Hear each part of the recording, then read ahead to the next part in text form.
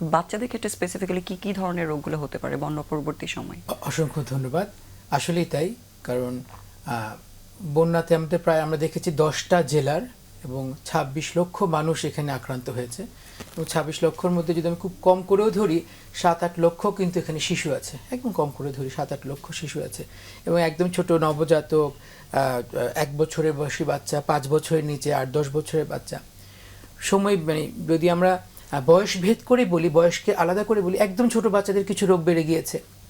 যেমন ডায়রিয়ার বিষয়টা খুব প্রথমেই চলে আসবে, কারণ খাবারের পানি যখন বিশুদ্ধ করতে পারছি না, বিশুদ্ধ পানির অভাবে ডায়রিয়া জনিত ওষুধগুলো কিন্তু খুব বেড়ে যাচ্ছে। আর পানি যখন উঠে গেল তখন কিন্তু আমরা যেটাকে বলি যে ওয়েস্ট ডিসপোজাল বা এক্সক্রিটা, যে সহজ বাংলায় যদি বলি মলমূত্র ত্যাগের বিষয়টাও কিন্তু এখানে জড়িত। মলমূত্রগুলো ভেসে যাচ্ছে, খাবারের পানি বা পুকুর বা সবকিছু মিক্স হয়ে যাচ্ছে। সেগুলো খুব আসলে খুব বিতিকিচ্ছির অবস্থা। এবং ছোট বাচ্চারা কিন্তু অত বড়রা যেরকম আমরা চেয়ে নিয়ে খেয়ে নিই, বাচ্চারা তা না, যেখানে পারছে কিছু পানি খেয়ে ফেলে। এভাবে ওদের পরিপাকতন্ত্রে, ওদের পেটের মধ্যে খারাপ জীবাণুগুলো চলে যাচ্ছে। বিশেষ করে ডায়রিয়া, টাইফয়েড, এগুলো কিন্তু অনেক বেশি পাচ্ছি আমরা এখন বন্যাক্রান্ত জায়গায়। আর পাশাপাশি অন্য কিছু রোগ আছে, কিছু সিজনাল রোগ, যেমন হাঁচি কাশি থেকে শুরু করে নিউমোনিয়া, ব্রঙ্কিওলাইটিস। এগুলো কেন বেড়ে গিয়েছে?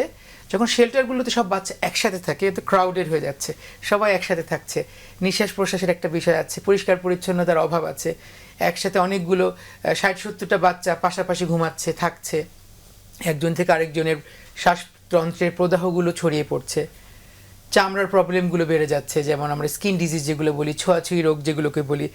একসাথে শেল্টারে যখন অনেক মানুষ থাকে, একজন থেকে আরেকজনকে এই চামড়ার রোগগুলো ছড়িয়ে যাচ্ছে, নিউমোনিয়া জনিত রোগগুলো ছড়িয়ে যাচ্ছে, ডায়রিয়া অনেক বেড়ে যাচ্ছে। সর্বোপরি এই রোগগুলো আমরা অনেক বেশি পাচ্ছি। আর একটা বিষয় একদম না বললেই নয়, সেটা হলো আমরা শিশুর শারীরিক স্বাস্থ্য নিয়ে সবসময় বিচলিত, উপেক্ষিত রয়ে যায় মানসিক স্বাস্থ্য।